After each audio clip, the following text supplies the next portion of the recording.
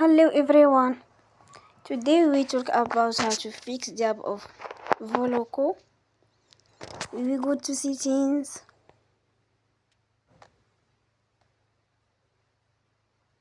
Then we click on apps.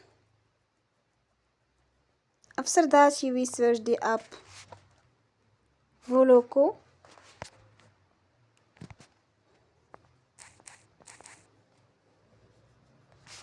And we click.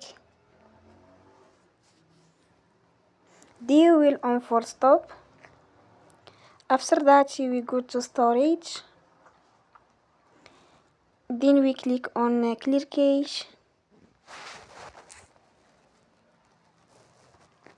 In the end, turn your phone and you will recharge your phone again. Don't forget to support us by like and subscribe. See you next time and thank you for watching.